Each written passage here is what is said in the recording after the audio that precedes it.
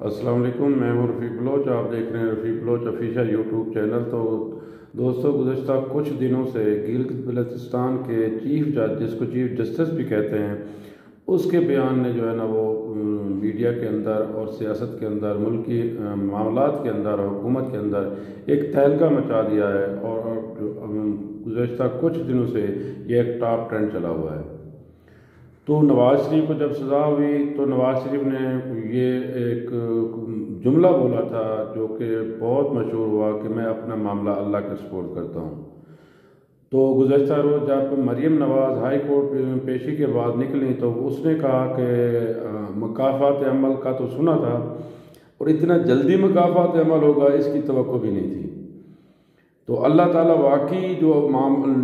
معاملات، جو شخص یا جو بندہ اللہ کے سپورٹ کرتا ہے تو اللہ تعالیٰ بہترین جج ہے اور بہترین فیصلہ کرنے والا ہے۔ تو اللہ تعالیٰ نے جو ہے نا مختلف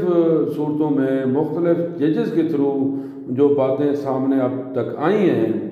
تو یہ لگتا ایسے ہے کہ یہ نواز شریف کی بے گناہی کو ثابت کرتی ہیں۔ سب سے پہلے آپ کو یاد ہوگا کہ جس جج نے احتساب عدالت کے جج ارشد ملک نے سزا دی تھی، اس نے خود اپنی ویڈیو ریکارڈنگ میں یہ بیان دیا کہ مجھے سزا زبردستی مجھ سے دلوائی گئی، نواز شریف بے گناہ ہیں، اور مجھے جو ہے نا زبردستی بلیک میل کیا گیا ایک ویڈیو کے اوپر، اور مجھے کہا گیا کہ تم نے سزا ہر صورت دینی دی ہے۔ تو وہ نہ صرف شرمندہ ہوا بلکہ اس نے ویڈیو ریکارڈنگ کی، اس نے ریونڈ میں جا کے اور مدینہ مکہ میں جا کے جو ہے نا وہ معذرت بھی کی، اور وہ معافی تلافی بھی مانگتا رہا۔ اس کے اوپر جو ہے انکوائریاں ہوئیں، اس کو برطرف کر دیا گیا۔ بہرحال وہ ایک الگ چیپٹر ہے، لیکن جو اس نے سزا دی وہ مان رہا ہے کہ سزا میں نے غلط دی اور سزا مجھ سے زبردستی دلوائی گئی۔ پھر دوسرا شوکت صدیقی صاحب کا بھی، جو جج تھے اسلام آباد ہائی کورٹ کے سیٹنگ جج، انہوں نے بھی جو ہے نا اسلام آباد ہائی کورٹ میں اور پنڈی بار میں تقریر کرتے ہوئے برملا کہا کہ کس طرح ان سے جو ہے نا وہ بینچز بنوائے جاتے ہیں، اور کس طرح ایک ISI کے جو ہے نا وہ افسر جس میں جو جنرل فیض حمید کا نام آتا ہے کہ وہ آ کے ملے اور ان کو کہا کہ ان کے 3 سال کی محنت ضائع نہ کرے، اور نواز شریف کو کسی صورت ضمانت نہیں ملنی چاہیے۔ یہ ایک سٹنگ جج کا بیان تھا جو کہ نواز شریف اور مریم نواز کی بے گناہی ثابت کر رہا تھا۔ اب گزشتہ روز جو ہے نا رانا شمیم خان جو کہ چیف جسٹس جو ہے نا وہ گلگت بلتستان کے جو ہے نا ہائی کورٹ کے ہیں، ان کا بیان آیا ہے۔ انہوں نے کہا ہے کہ چودھری ثاقب نثار جو ہے نا جب گلگت بلتستان میں ایک دورے پہ آئے 27 رکنی وفد لے کر، اپنی فیملی کا، اپنے خاندان کا، تو اس وقت بڑے پریشان لگ رہے تھے اور مسلسل وہ رابطہ کر رہے تھے اسلام آباد کے ایک جج کے ساتھ، ہائی کورٹ کے جج کے ساتھ ان کا رابطہ نہیں ہو رہا تھا۔ تو اس دوران انہوں نے دوسرے جج کے ذمہ لگایا کہ آپ جا کے ان کی بات کرائیں، تو اس دوران ان کا رابطہ ہو گیا۔ رابطے میں جو ہے نا رانا شمیم خان کہتے ہیں کہ جج صاحب نے ان سے کہا، اس جج کو، کہ جناب نواز شریف کی ضمانت اور مریم نواز کی ضمانت الیکشن 2018 سے پہلے نہیں ہونی چاہیے، اور اس نے شورٹی مانگی جو کہ اس کو دی گئی۔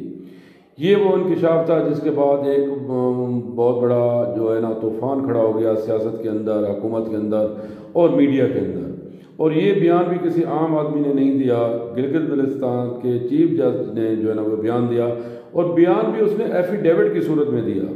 اور ایفیڈیوٹ کی قانونی حیثیت یہ ہے کہ اس کا انکار یا اس سے ڈینائی ایفیڈیوٹ کی صورت میں کیا جا سکتا ہے یا حلفاً کیا جا سکتا ہے۔ تو اس کے بعد یہ خبر بریک کی جو ہے نا ایک کریڈیبل صحافی ہے انصار عباسی نے، اس نے دی نیوز اور جنگ میں یہ خبر شائع کی، اور اس کا جو ایفیڈیوٹ ہے وہ بھی چھپا۔ اس کے بعد اسلام آباد ہائی کورٹ نے اس کے اوپر ایکشن لیا، اور انہوں نے کہا کہ اس میں توہین ہوئی ہے، تو اس نے توہین عدالت کے نوٹس ایشو کر دیے۔ اب جب رانا شمیم خان سے رابطہ کیا گیا، وہ اپنے بیان پہ قائم ہے، انہوں نے کہا جی بالکل میرے سامنے دیا تھا، میں پیش ہونے کے لیے بھی تیار ہوں، کہنے کے لیے بھی تیار ہوں۔ اسی طرح جو انصار عباسی ہیں وہ بھی اپنی خبر پہ قائم ہے، وہ بھی کہتے ہیں کہ جی بالکل میرے سامنے یہ بیان ہوا تھا اور میں اپنی خبر پہ قائم ہوں۔ بہرحال یہ کارروائی چل رہی ہے۔ تو ہائی کورٹ اسلام آباد نے اب جو نیکسٹ ڈیٹ جو ہے نا وہ 26 تاریخ کی رکھی ہے اور ان کو جواب طلب کرنے کا حکم دیا ہے۔ تو اس طرح یہ کارروائی چل رہی ہے۔ بہرحال نواز شریف لکی آدمی ہیں، مریم نواز، اور خوش قسمت ہیں کہ وہ جو کہتے تھے کہ ان کے ساتھ جو ہے نا وہ ظلم ہوا ہے، زیادتی ہوئی ہے، اور حکومت نے اور ان کے اداروں نے ان کے ساتھ زیادتی کی اور ان کو ناحق سزا دی ہے، وہ چیزیں اب کھل کے سامنے آ رہی ہیں۔ اب گزشتہ 3 سالوں کا جو ٹینور دیکھیں، الیکشن سے پہلے ایسے لگتا تھا کہ واقعی سزائیں ٹھیک ہو رہی ہیں اور انصاف ہو رہا ہے، لیکن لگاتار جج ارشد ملک جو احتساب عدالت کا جج تھا جس نے سزا سنائی، اس کے بیان آنے کے بعد، اور پھر جسٹس جو ہے نا وہ شوکت صدیقی، اس کے بیان آنے کے بعد، اور پھر اب جو ہے نا موجودہ رانا شمیم خان جو گلگت بلتستان کا جج ہیں اس کے سامنے ثاقب نثار کے بیان آنے کے بعد اب تو کافی حد تک چیزیں واضح ہو گئی ہیں، اور رائے عامہ کو بھی پتہ چل رہا ہے کہ کس طرح ان کے ساتھ زیادتی اور ان کو ناجائز سزائیں دی گئی ہیں۔ ہمارے جوڈیشل سسٹم کی بدقسمتی یہ ہے، ہمارے جو ہے نا عدالتی نظام کا المیہ دیکھیں کہ شوکت صدیقی نے یہ سچ بات کی، اس کے خلاف ریفرنس بنا اور اس کو نوکری سے ہٹا دیا گیا۔ اس نے اپیل دائر کی، اپیل کی آج تک سماعت نہیں ہوئی، یعنی اس کی ریٹائرمنٹ گزشتہ جون کو ختم ہو گئی ہے، کہ وہ ریٹائر ہو گئے ہیں قانونی طور پہ، لیکن اس کی اپیل کی سماعت سننے تک جو ہے نا ہماری سپیریئر کورٹ نے گوارا نہیں کیا، اور انہوں نے بار بار درخواستیں دی کہ میری اپیل سنی جائے، اس کو بھلے آپ میرٹ پہ سن کے خارج کر دیں لیکن فیصلہ تو کر دیں، لیکن بدقسمتی یہ ہے کہ وہ بندہ ریٹائر ہو گیا لیکن اس کی اپیل نہیں سنی گئی۔ تو دوستو بات یہ ہے کہ وہ جیسے کہتے ہیں نا کہ جو معاملہ آپ اللہ کے سپرد کرتے ہیں تو یقین مانے اللہ فیصلہ حق اور سچ پہ کرتا ہے اور انصاف ہوتا ہے اس میں۔ یہ دنیاوی عدالتیں اس میں ڈنڈی چل سکتی ہے، آپ کے معاملات میں ڈنڈی چل سکتی ہے، لیکن اللہ کی عدالت میں کوئی ڈنڈی نہیں چلتی، اور اللہ کی عدالت ہمیشہ حق اور سچ کو جو ہے نا وہ واضح کرتی ہے۔ چیزیں واضح ہو رہی ہیں